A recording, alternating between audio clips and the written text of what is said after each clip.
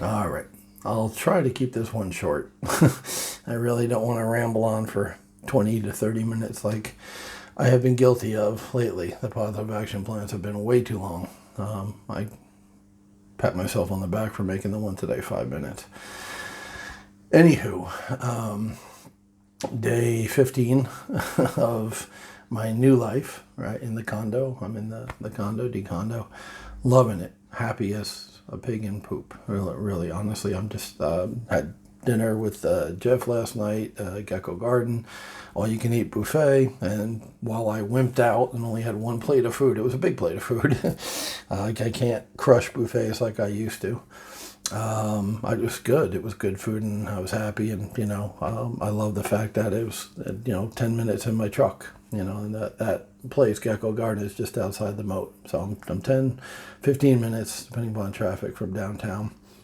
Now that I got the truck, life is more or less back to normal. I can hop in my vehicle, go where I need to go. So that's all good. Okay, why else am I so happy besides being in Chiang Mai instead of Pai?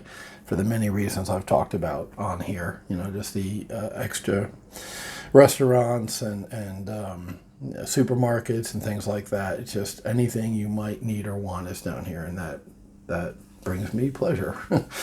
So that's a positive. I love the condo as opposed to the little green room above the restaurant. I no longer have the restaurant, which is a huge burden off my shoulders, a huge relief. All right, not to have to deal with the restaurant anymore and the headache that was. So that's all good. That's all positive.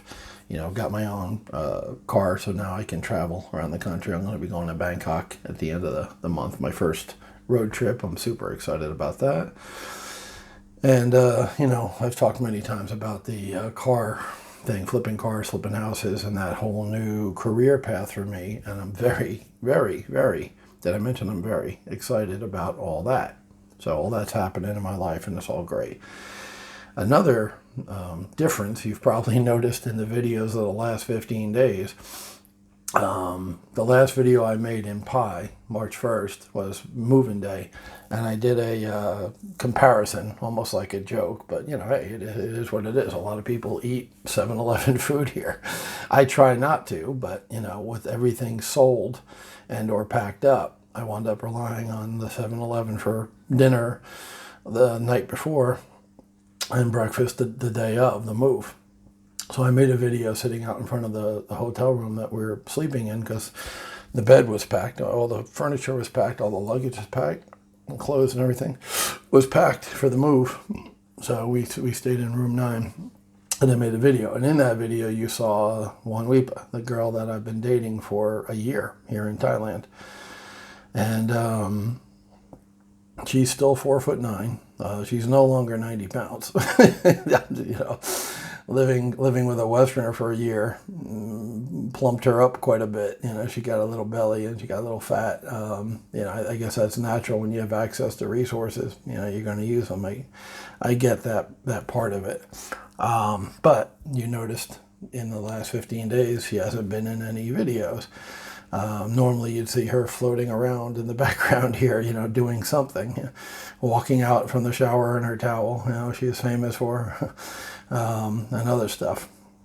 But she's not here. And the reason she's not here is about 5 minutes after I made that video with eating the 7-Eleven ham and cheese sandwiches. They're called Toasties, I have come to find out.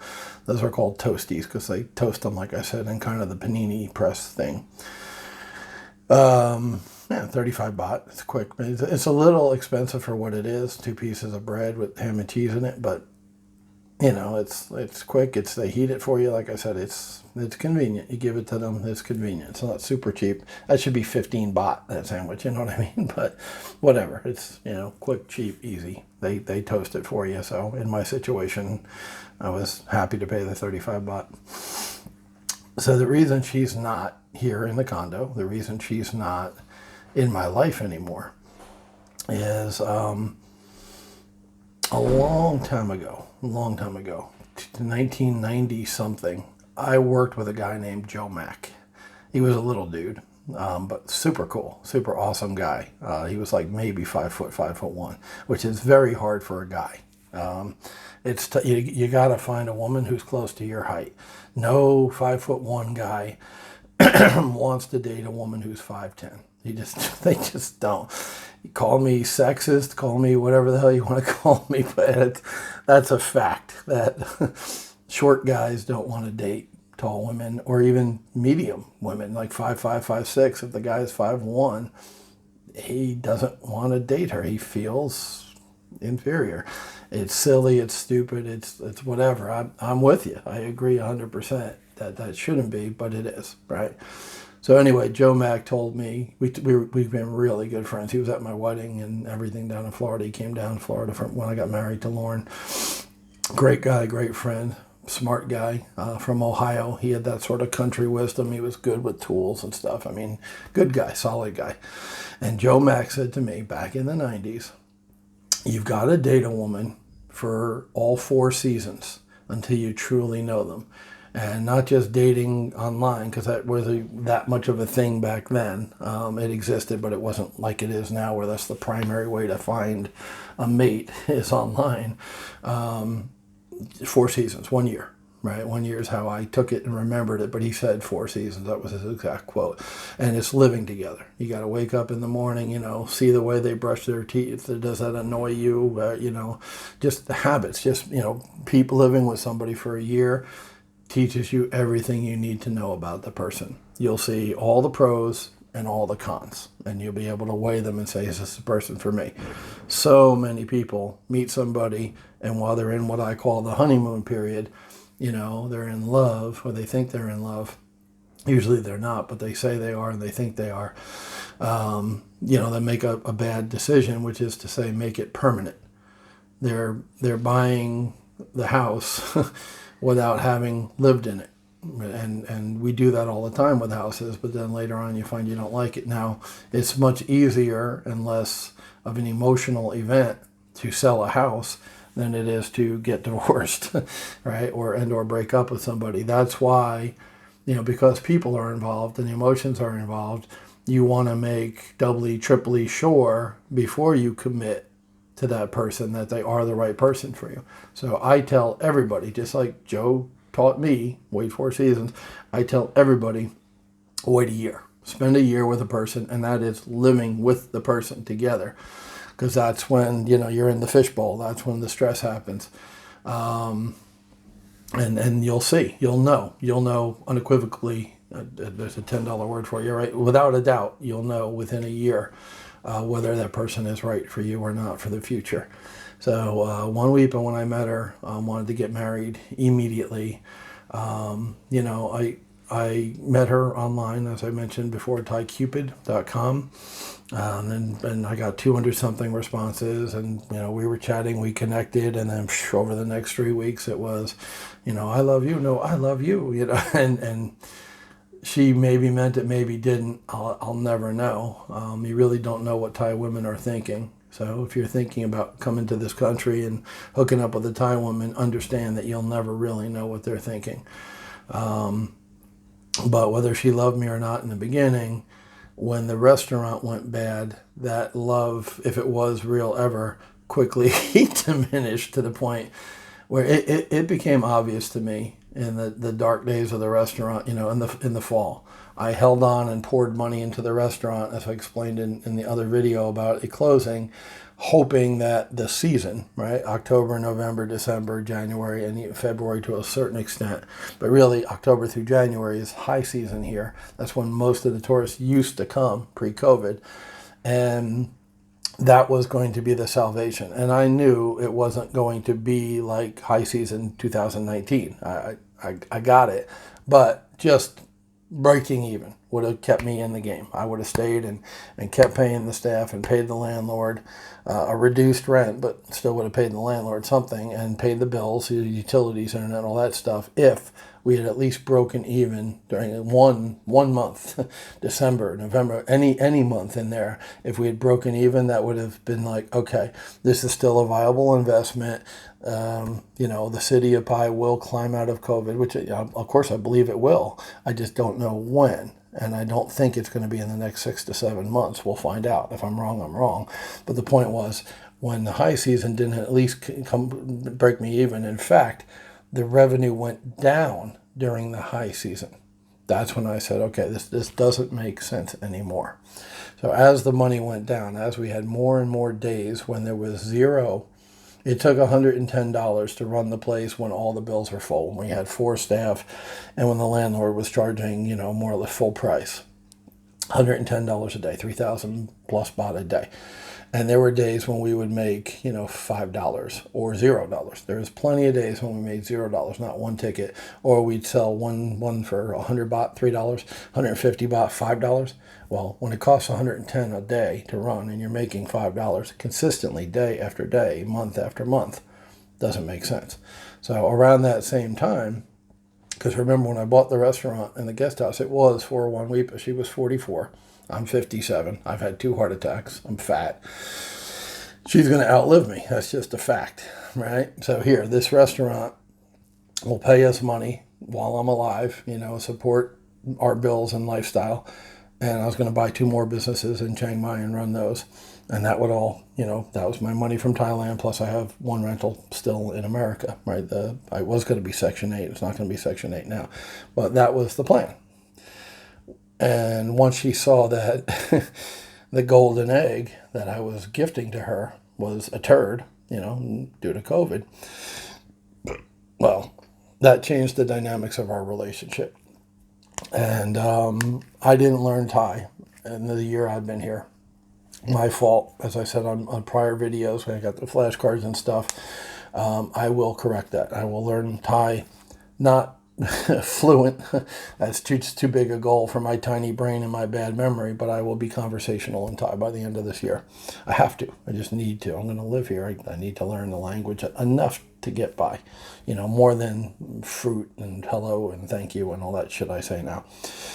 So she would lay in bed next to me talking to her friends in Thai, figuring, fat, dumb Farang, he doesn't understand. There's a free app that I've had from day one, which translates English and a bunch of other languages, including Thai. And back in the beginning of our relationship, she would write me something in Thai. I would copy it and paste it into Google Translate, read what it is in English, respond in English, copy and paste it in Thai, and send it to her. Now, Google Translate, because it's free, doesn't work 100%. But it got the gist of it. It was enough for her to, claim her undying love for me and me to, return, oh yeah, I love you too. And my buddy Rob was sitting next to me. He had moved in with me at that point. His landlord pulled a little sneaky shit on him. And I'm like, dude, how can you say you love somebody when you're talking to them online for 2 weeks or 3 weeks? This is ridiculous, But yeah, I answered back, right? Because that's what you do. Oh yeah, you love me? Oh, I love you too, sweetie. I didn't love anybody. I never met the woman. You know what I mean? But that's the game you play when you're dating, right? So I did tell her up front, I will not marry anybody, you or anybody, for a year. Remember the seasons, the 4 seasons, Joe Mack, right? And, she's just like, yeah, right, whatever. He'll fall in love with my beautiful, curvy little ass. And I did. Maybe didn't love her in October of 2019, but I sure as hell loved her ass. It was a world-class ass. So anyway, I get here and she sticks to me like glue. She's insanely jealous. I mean, there was problems from the get-go, but when you're in a relationship, you don't want to be so quick to dismiss. You don't want to be like, okay, she fucked up or she's doing something I don't like, end it. That's ridiculous. You're never going to find somebody who doesn't do something that irks you or pisses you off. You've got to be patient.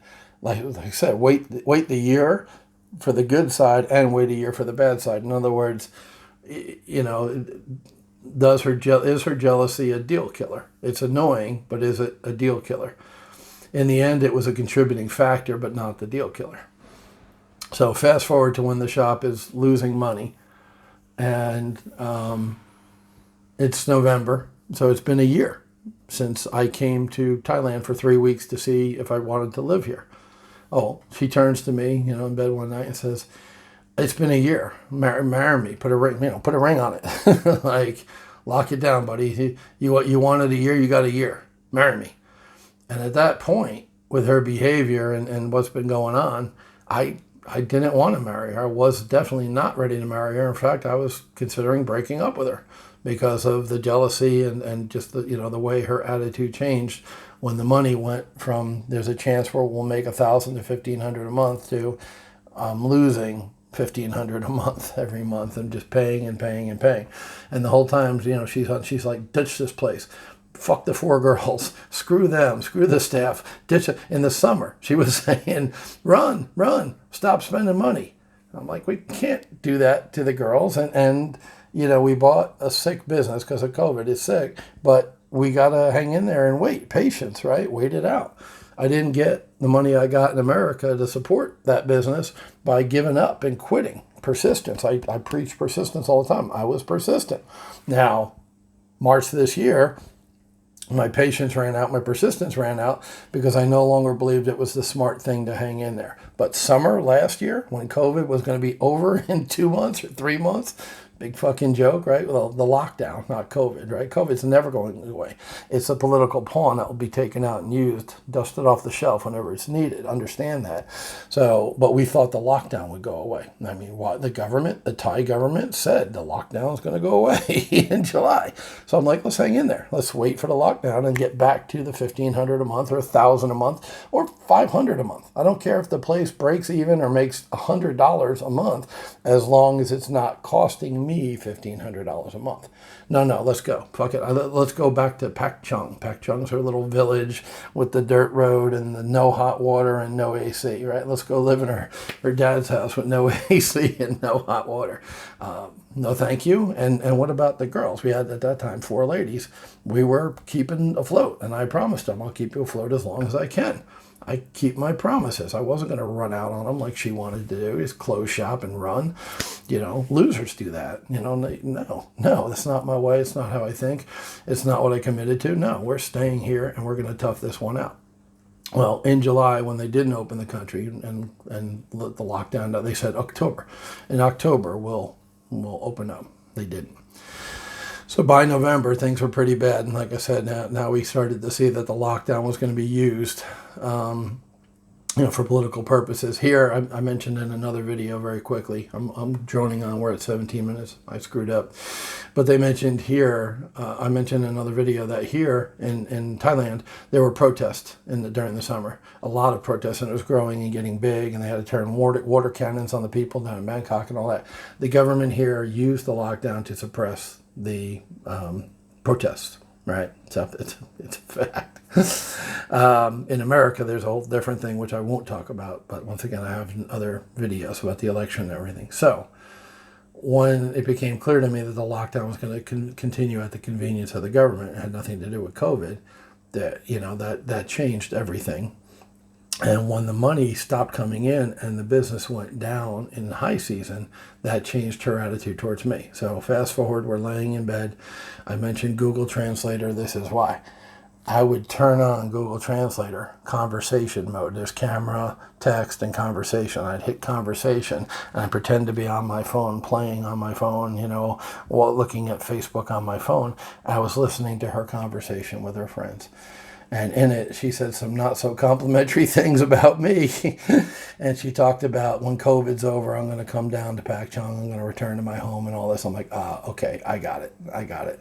If she ever loved me, she doesn't anymore. Coincidentally, and this has happened to me before in America too. Don't put this down to Thai women. Like I said, you'll never know what they're thinking. They are very concerned with money. Understand that. If you're coming to the country to date a Thai woman, understand they're very focused on money because they don't have it. So in the real estate world, in the investment world, there's an abundance mindset and a scarcity mindset. Thai women absolutely have a scarcity mindset. In fact, most Thai people, government, police, DMV, everybody you deal with, everybody I've dealt with here, the vast majority have a scarcity mindset, right? Especially when it comes to money, because they've never had it, right? So you just got to understand that they think in terms of money, whereas you think in terms of love or lust or however you think. You're thinking different than they are. And once you understand that, it's okay. Everybody knows the rules. Play the game. Have fun. But just understand they're coming from a money perspective. Everything they view as money and how the money affects them. So, I'm listening to this, that what she really thinks about me. She says, oh, I love you and I'm going to fight with you and stay with you and all this crap. And meanwhile, she's saying to her friends, this fat bastard, I don't know where he gets the money from. I don't know if he has more money. He always seems to, her word was press money. Whenever I go to the ATM and take money out, to support the restaurant for her, he's pressing money. He's pressing money. I don't know if he has more. She was always, what's the size of the wallet? And she felt after 8 to 10 months that the wallet was shrinking to the point where she was probably no longer interested in my future prospects. So she wanted to sell her stock, right? But why would you sell the stock? Why not hold on to it? So I was holding on to the restaurant. She was holding on to me to see if my fortunes would improve. And once I realized that, I started to say, I have no money. I have no money. I'm out of money. I'm broke. The restaurant made me broke. You know better. I know better. But I was hoping to, if you're here for money, which I'm 99% sure you are, I got no money. Get the fuck out. Go. So I'm different than most people, because did I have feelings for her, care about her? Like I said, I was in love with her. No, ever, never. Not even in the beginning when I said it. But I wanted to give that a chance to grow, right? I take time to fall in love. I don't fall in love immediately. I'm not, like that. So before I could fall in love with her, the cracks in the armor, the jealousy issue came up, other issues came up where it's just, maybe not, right? I had doubts. And then by October, November, I was sure that this was not somebody I was in love with. And at that point, she started to ask for a salary. She actually asked me for 10,000 baht. Now, back in the United States, you're saying, that's $300. What the hell's wrong with you, you cheap bastard? Why wouldn't you give your girlfriend $300? Well, because I was paying 50,000 to 60,000 baht a month, every month, to keep the place floating for her. I'm going to die. 10 years, 20 years, whatever the hell it is, I'm going to die. The place was for her and then for her kids. Perpetuity, a business. It's print money, right? It was for 13 years of printing money. Then COVID came, no tourists, and the place died. So on top of the 50, 60, 70,000, depending upon the month, as things got bad, the number went up. She wanted 10,000 more. Like, dip into your savings. And she knew I was dipping into my savings. I was transparent. Go press money. Go to the ATM and press money like magic. And give me 1/3 of that money, because you take 30,000 baht at a time out of the ATM. 1,000 US is the max you can take. So go press money and give it to me. You're a partner in the business. You're an owner in the business, and you get part of the profits, and the profits are non-existent. We're running a deficit. You do the numbers every day. We have 150 baht in the bank, which come payroll day is not enough. Like, why would you ever ask? But that shows you the mentality. It's important you understand the Thai woman's mentality. I'm just here for the money. Yeah, the business is failing and COVID and all that. I understand that. I know that. But just give me money. No. No, I won't give you money on top of the money I'm putting out for you, right? Like, that more than anything else I showed. There was obviously a lot more going on around that, but that more than anything else showed me she was the wrong person for me. Can I find a Thai girl who is not that focused on money? Maybe not. I don't know. But I'm going to have a really good time finding out, right? I mean, they're gorgeous. This country is flooded with gorgeous women who don't want to date Thai men, and I will do a whole separate video on Thai men. But just, the fact that all these women are looking for Farang simply because we're not Thai men tells you everything you need to know about Thai men, right? And once again, are there some good Thai men? Absolutely. There's some great guys. I know a few of them, and they're awesome dudes. But the vast majority of Thai guys, those who don't want to be lady boys or be with men, so in other words, the dating pool for women here, the marrying pool, is pretty small. And that dating pool of the heterosexual Thai men like to drink, like to hit their women, like to cheat on their women. Once again, just the fact that you get on ThaiCupid.com or one of the other dating sites looking like this with fat gray hair, glasses, posing with Tony the Tiger in Walmart, and you get 200 women who write you in the first week, anywhere 18 years old to 65 years old, just, hey, big boy, want to party? That tells you everything you need to know about Thai men. So this country is Disneyland for single men. That's why so many come here, some short term, some long term. So I'm not worried about it. And the way I'm wired, which I understand is different from the vast majority of people, the minute I knew we didn't have a future, I was able to turn the knob, turn the faucet, shut it off. I basically had no feelings for the girl at that point. So how can you leave her and such a terrible guy and all that? But I don't feel it. Sorry, but it just, the way I'm wired, I'm able to control my emotions to the point where I wasn't upset, I wasn't crying, I wasn't, I don't know. I'm numb, I'm this, I'm that, whatever word you want to use to describe it. It was not a problem for me when it was time to go. And the last thing, we were in Chiang Mai, and I had already decided we had no future. Now it was, how do I get out of this? The restaurant was in her name, so it closing was a big part of washing my hands and getting a clean start here. We're in Chiang Mai for one of my doctor's appointments to go see my doctor. And, frisky little hands, roaming hands and stuff, she was a play toy, right? And she's like, no. He pulls away from me. I give it to you for free for a year. No more free. I'm like, well, darling, that doesn't make you a wife or a girlfriend. That makes you a prostitute.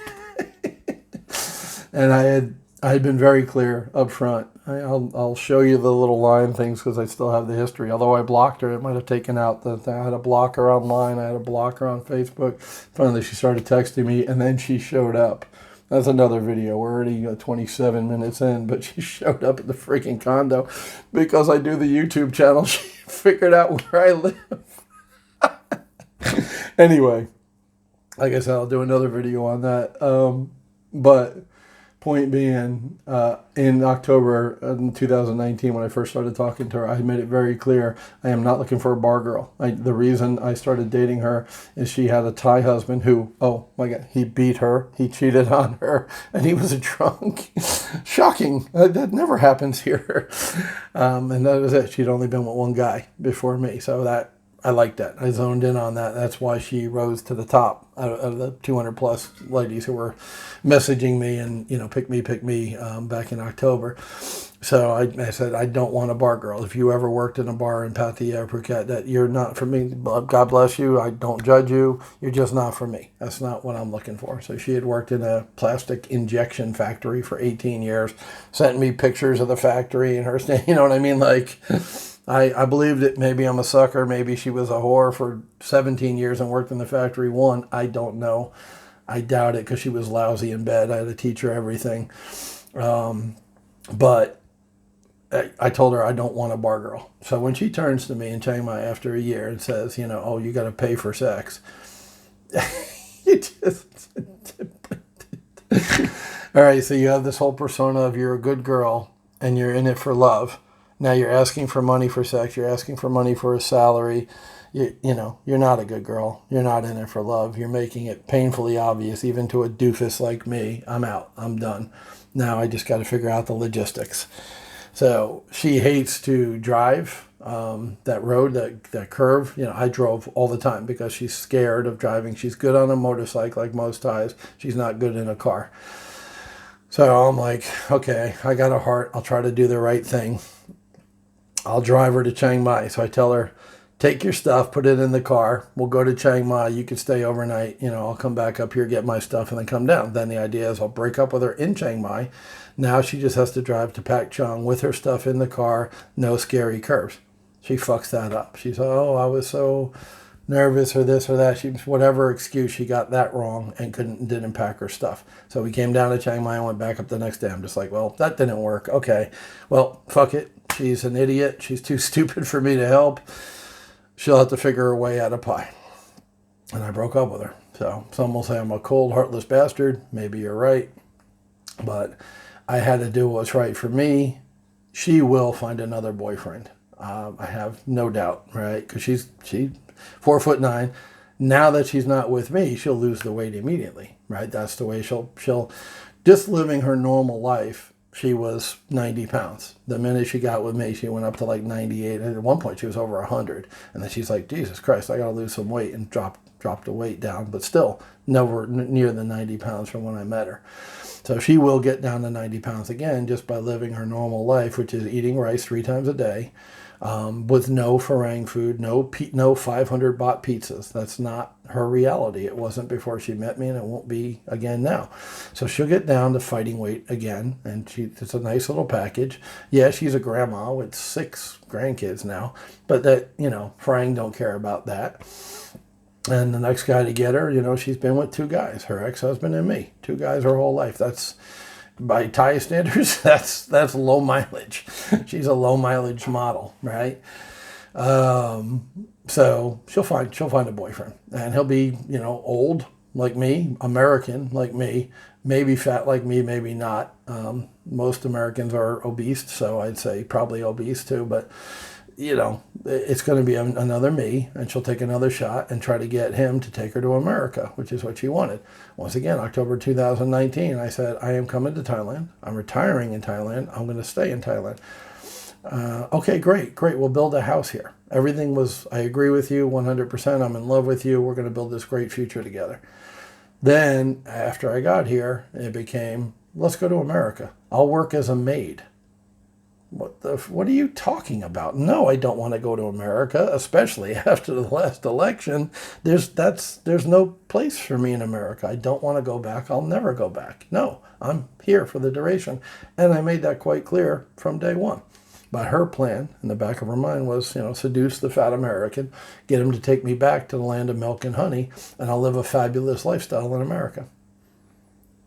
No. I don't know much Thai, but I know my chai. My chai means hell no. Not only no, but my chai. Hell no. Fuck no. Never. No. my chai, right? That much I know. That much I learned in a year. So that's the girlfriend story. That's the reality. Thai women are working an angle. They come from a mindset of scarcity. They're focused on money. I'm not going to judge them for that. I'm not going to put them down. They think differently than we do. Okay, that's, viva la difference. That's why I'm here, because Thai people are different than Americans, right? And the country is awesome because of it. So I had a plan to sit by a pool and sip mangoes. I am going to execute my plan. I am not worried about women in my life right now. I'm focused on making money. Basically, my goal this year is to replace the money I lost in the restaurant last year. Will I die without it? No, I have enough to live on, especially once my rental gets going. I can live comfortably here with just the rental money, and I have a couple other things in the works too, coming from America, money coming here that I can live very well. But that's not the point. I want to recoup the money that I put into there. I just do. It's my goal. It's something I want to do. I'm going to do it. Do it by flipping cars and flipping houses. So that's the focus this year. Much like 2016 when I started my brokerage in America, this is my rebuilding year where my main focus is generating cash to replace the 1.5 million baht I lost last year. I will replace that, and once that train is rolling, am I going to stop and say, oh, I got my money back now, I'm done? Fuck no. No, of course I'm going to keep going and build on that, because the thing about Thailand is you can live very comfortably here on $100 US a month. Not very comfortable, I'm sorry. You can live here on $100 US a month. There's places to rent right now for $50 a month. Right? It's not this place, which is $266 a month, but it's a place to stay. If you just need a place out of the rain and the sun, no pool, no gym, none of that crap. But it's just, if you just want to live, $50 a month. All right, there's condos right now in Chiang Mai, And there's, public transportation that's cheap, 20 baht, this, that, the other thing. There, you can get a scooter used for 4,000 baht. So for very little money, you can live here. That is possible. Would you want to do that? Probably not. Would you like to eat homemade Thai food every day that you made in your small little rice cooker? Would you like to eat mostly rice and a little bit of minced beef or pork like the Thais do? Probably not. Or chicken, because it's cheaper. Chicken, vegetables, and rice. If you want to eat that morning, noon, and night for 30 days, you can live here less than $100 a month. But why would you, right? The point to me is to live on, $3,000 a month or $5,000 a month US very nicely. Much better than you can live for those amounts in the US. You're not a rich man if you have a budget of $60,000 a year. If you spend $60,000 a year, $5,000 a month on your needs, you're not. Well, Donald Trump, there you go. Let's keep him in the news. It irritates liberals.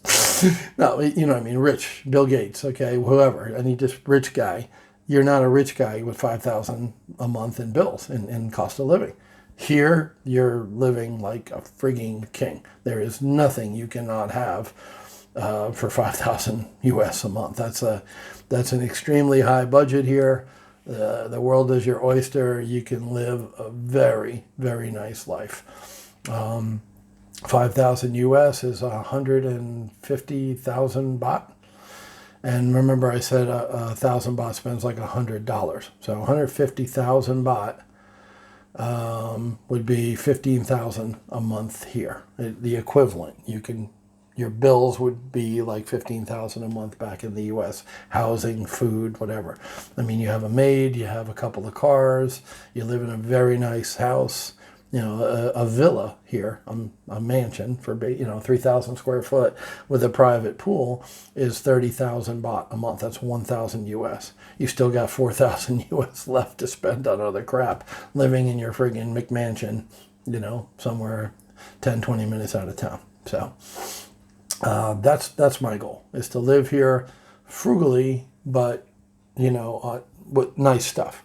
I got a 12-month lease here in the apartment, so I will be out of here next smoky season. March, April is when the guys burn the hills around here for the mushrooms, and most Farang leave, and I'm going to leave. I'll go down south. I'll go to Vietnam. I'll go to Laos, Cambodia. I'll travel during March and April when my lease is up here, and I'll find a new place to move my stuff when I get back. That's the plan. So that's the story with Wanweepa. She's, from what I understand, I didn't ask about her. I don't care about her. Jeffrey mentioned last night at the buffet that he had heard she went back to her village. God bless her. Good luck. Go find yourself a new Farang.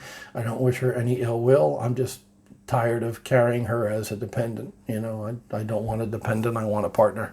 And she wasn't a partner. She was, well, not going to say anything bad about her. I had fun for a year. I had a lot of fun. It's over. Next chapter. I'm good. All right, that's it. That's the story of the Great White Buddha and Wanweepa.